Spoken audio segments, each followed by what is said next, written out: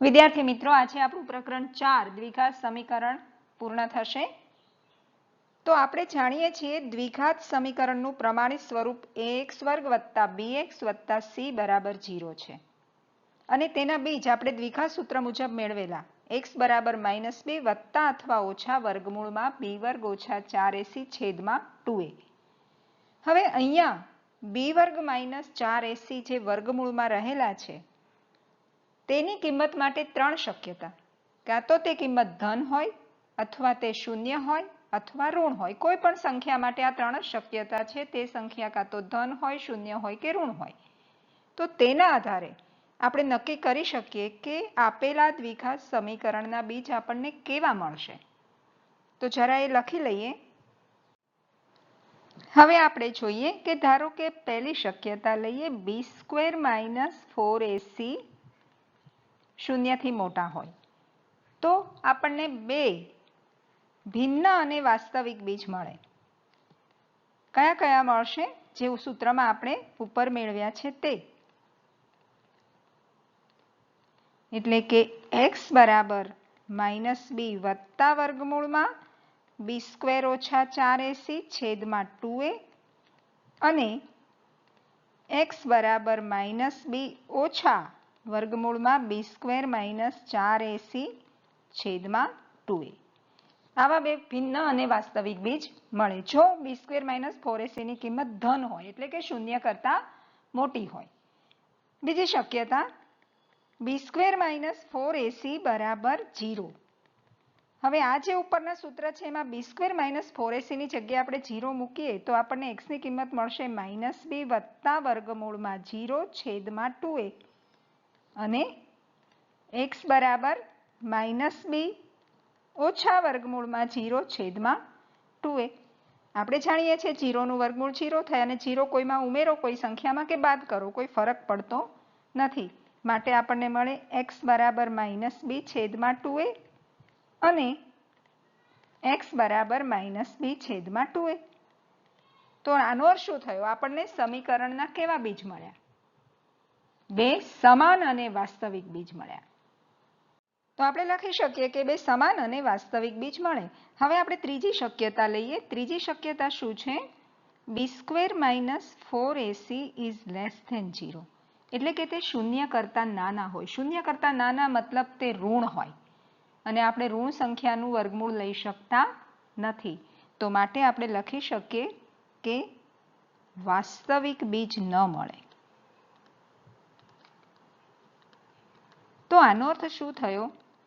સમીકરણના બીજ કેવા મળશે તે નક્કી કરવામાં b² - 4ac નો બહુ અગત્યનો ફાળો છે અને તેનો પ્રકાર નક્કી કરતો, બીજનો પ્રકાર નક્કી કરતો હોવાથી આપણે તેને વિવેચક તરીકે ઓળખીએ છીએ. તો આપણે યાદ રાખીશું કે b² - 4ac વિવેચક તરીકે ઓળખાય છે અને વિવેચકનું મૂલ્ય શું છે? b² - 4ac. તો હવે ફરીથી એકવાર વિવેચકની કિંમતના આધારે તેના બીજ જે છે તે ફરી લખી લઈએ અને યાદ રાખી લઈએ, જે હેતુલક્ષીમાં પૂછાઈ શકે.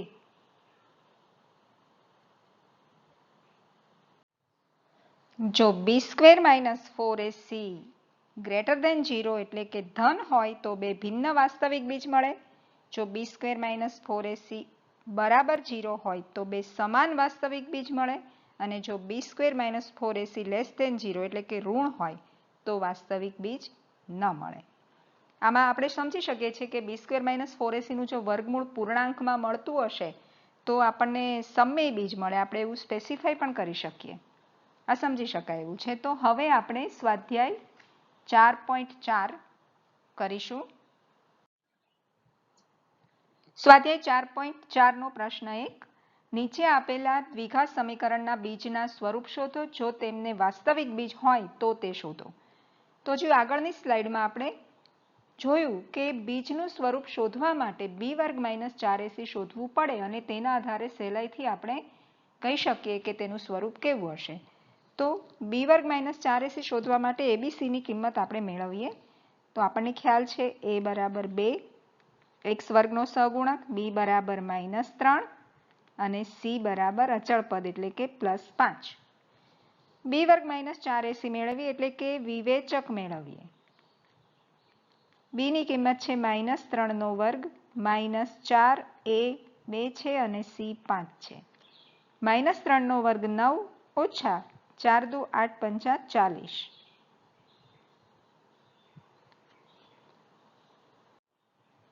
40માંથી 9 જાય તો 31 ને મોટાની નિશાની એટલે -31.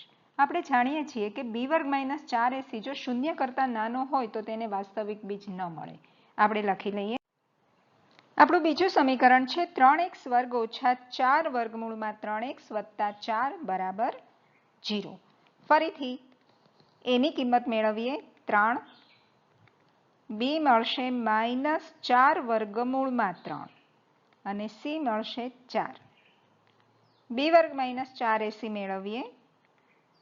કિંમત મૂકીએ તો b ની કિંમત છે -4 વર્ગમૂળમાં 3 આખાનો વર્ગ ઓછા 4 કૌંસમાં a3 અને c 4.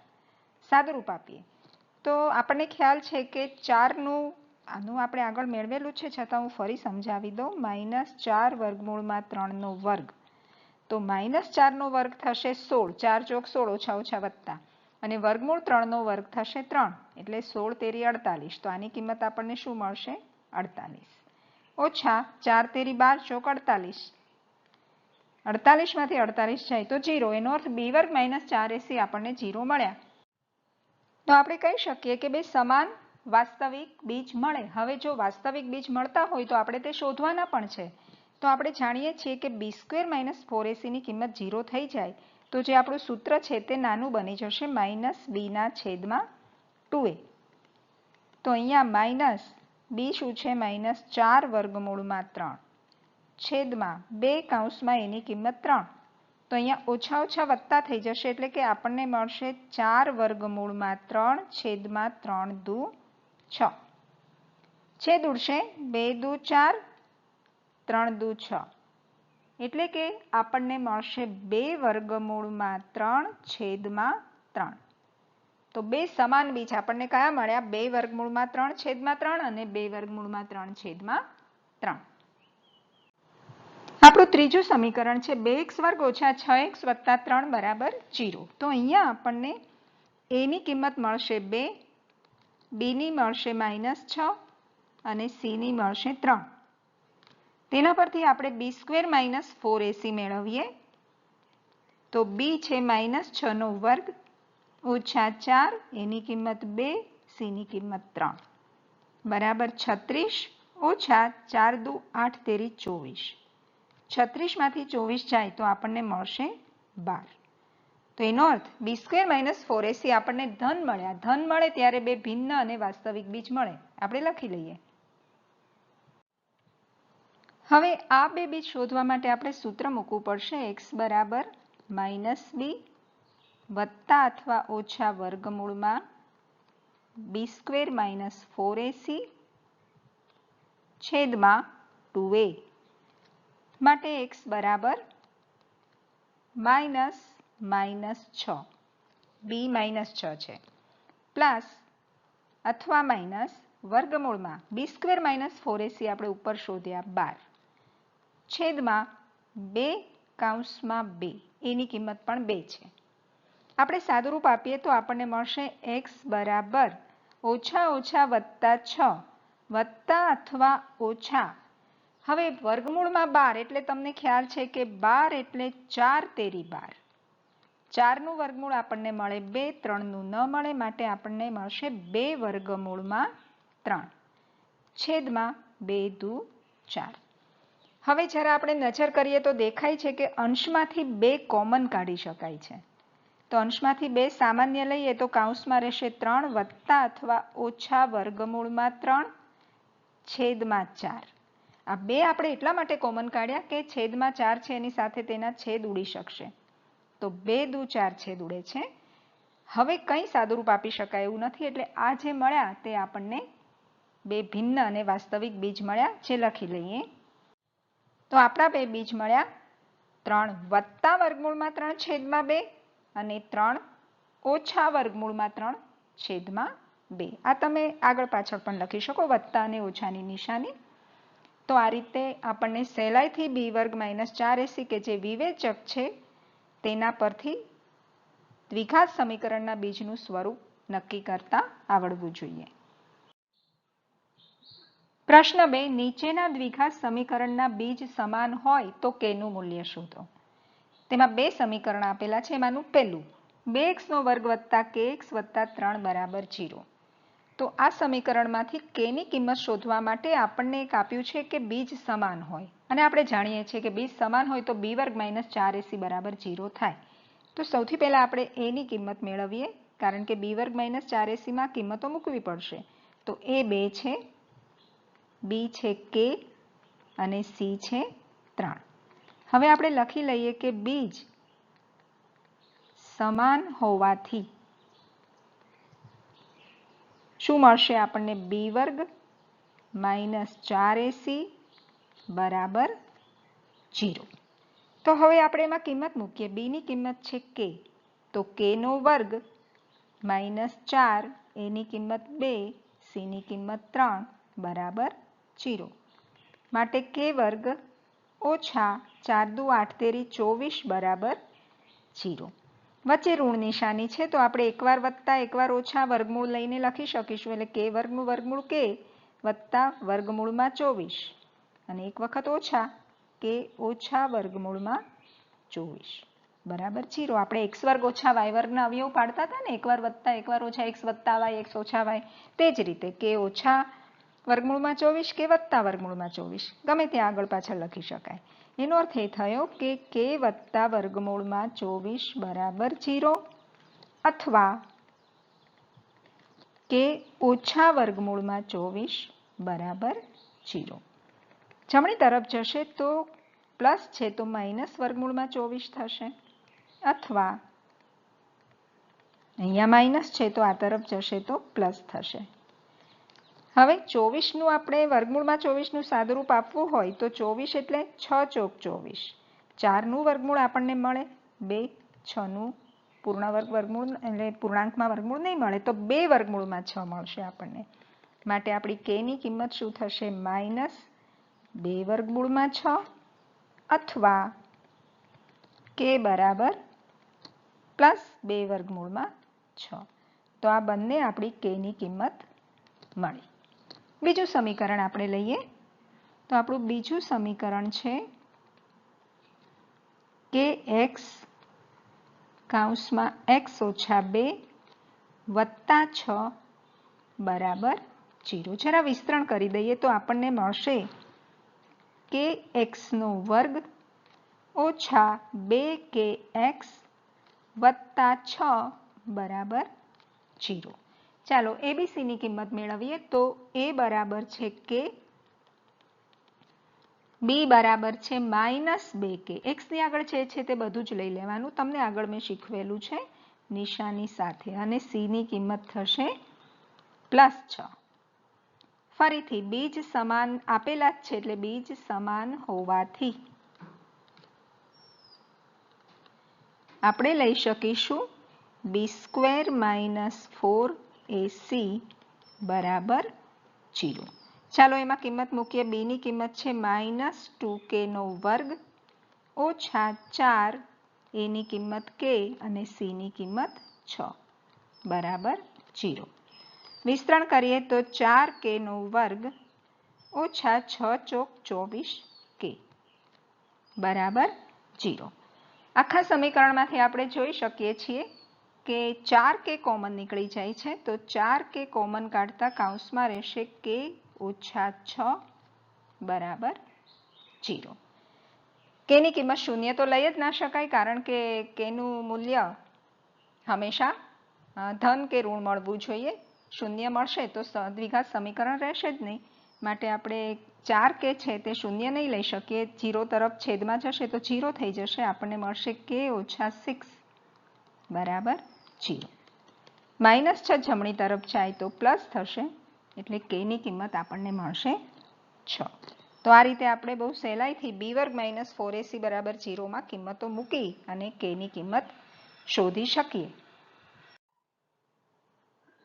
પ્રશ્ન 3, જેની લંબાઈ પહોળાઈ કરતાં બમણી હોય અને ક્ષેત્રફળ 800 મીટર વર્ગ હોય એવી લંબચોરસ આંબાવાળી બનાવવી શક્ય છે?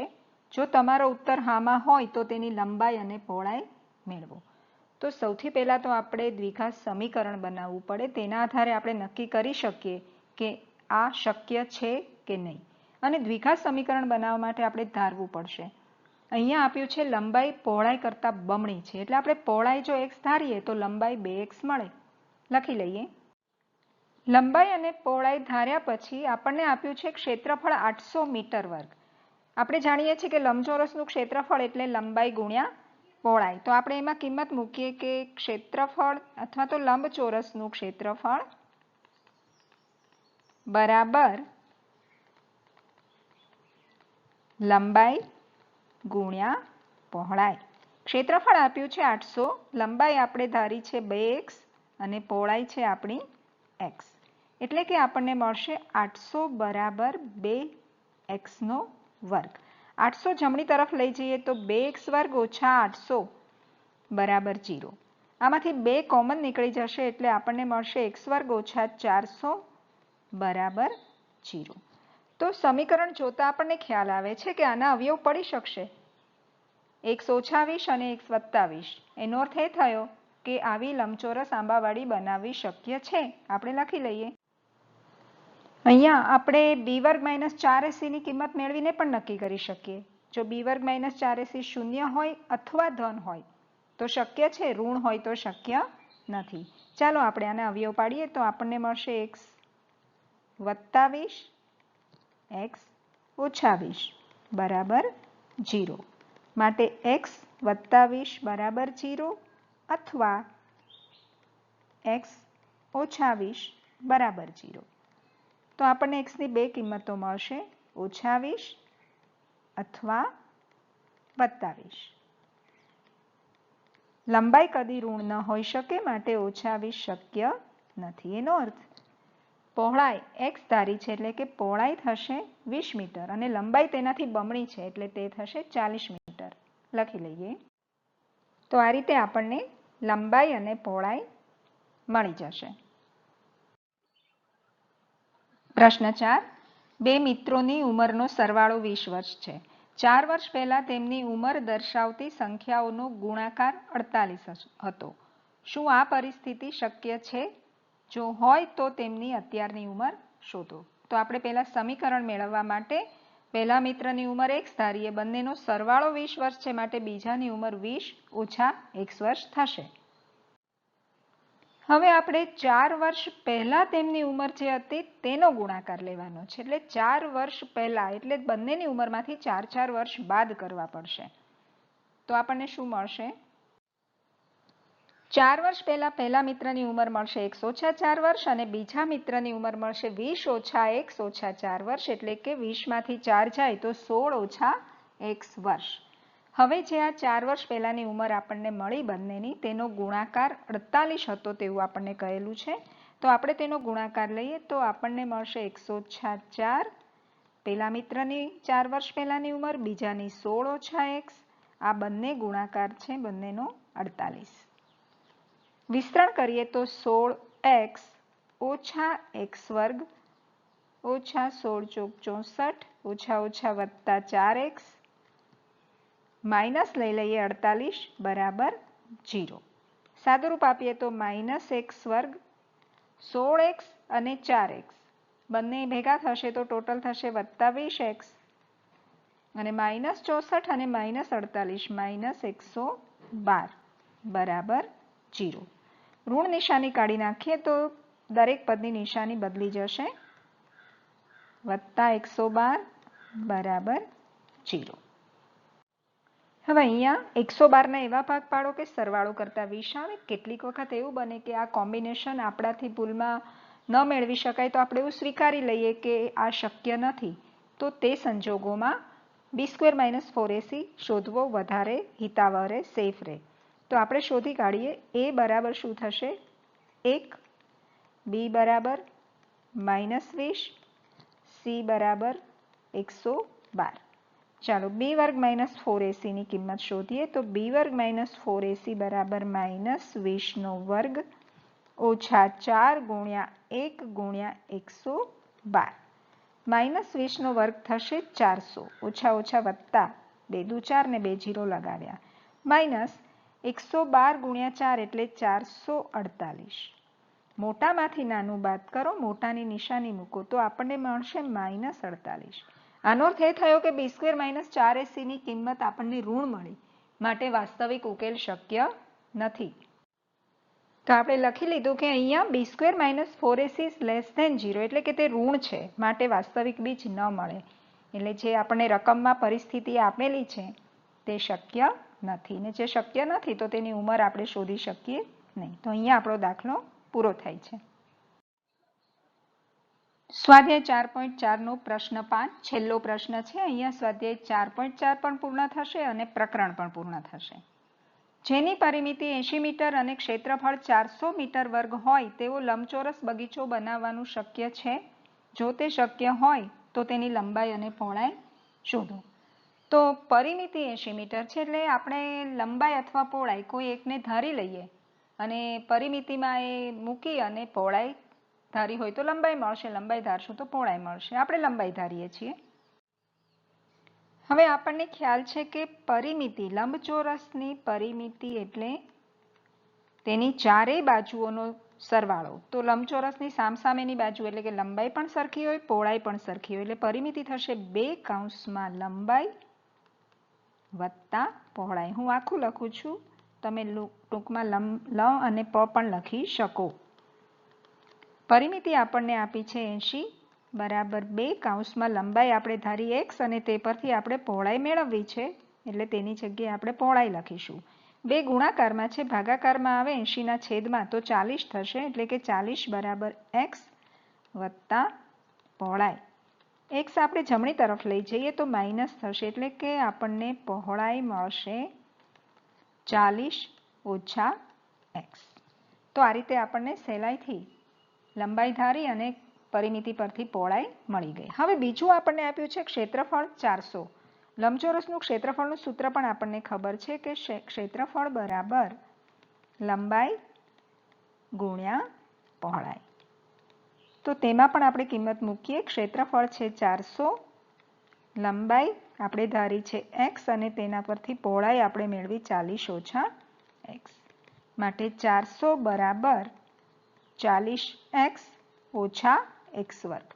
આ તરફ લઈ આવીએ તો -x વર્ગ છે પ્લસ થશે ને 40x માઇનસ થશે 400 એ તરફ છે જ એટલે +400 બરાબર 0 ફરીથી અહીંયા નજર કરતા જ ખ્યાલ આવે છે કે આ પૂર્ણ વર્ગ બહુપદી છે x વર્ગનું વર્ગમૂળ x 400નું વર્ગમૂળ 20 અને એને 2 વડે ગુણો તો મધ્યમ પદ 40x આપણને મળી જાય છે એટલે આ શક્ય છે છતાં પણ જો આપણને ખ્યાલ ના આવે તો આપણે ABC લખી અને b² - 4ac મેળવવું પડે તો જો તમને ખ્યાલ આવી ગયો હોય તો બાજુમાં લખી શકો કે અહીંયા અવયવ પડતા હોવાથી આ પરિસ્થિતિ શક્ય છે અને એના અવયવ પાડીને આપણે લંબાઈ પહોળાઈ મેળવી લેવાના પણ ન ખ્યાલ આવે તો આપણે આવું કરવું પડે કે a બરાબર 1 b બરાબર -40 અને c બરાબર 400 તો આપણે b² - 4ac માં કિંમત મૂકીએ તો આપણને મળશે -40 નો વર્ગ ઓછા 4 ગુણ્યા 1 ગુણ્યા 400 માટે પૂર્ણ વર્ગ બહુપદી છે એટલે b² - 4ac 0 જ મળવાના છે 40 નો વર્ગ થશે 1600 ઓછા 1600 બરાબર 0 એટલે b² - 4ac 0 છે એટલે બે સમાન બીજ મળશે માટે આ પરિસ્થિતિ શક્ય છે આપણે લખી લઈએ તો b² - 4ac 0 હોવાથી બે સમાન વાસ્તવિક બીજ મળે માટે લંબચોરસ બગીચો બનાવવાનું શક્ય છે તો હવે આપણું જે સૂત્ર છે x બરાબર -b છેદમાં 2a આમાં આપણે કિંમત મૂકીએ તો આપણને મળશે -40 છેદમાં 2 ગુણ્યા a ની કિંમત છે 1 એટલે કે 40 ભાગ્યા 2 બરાબર 20 x આપણે ધાર્યા છે લંબાઈ માટે તો આપણી લંબાઈ થશે 20 મીટર અને પહોળાઈ છે 40 ઓછા x એટલે 40 માંથી 20 જાય તો તે પણ થશે 20 મીટર તો આપણે લખી લઈએ કે માટે લંબાઈ બરાબર 20 મીટર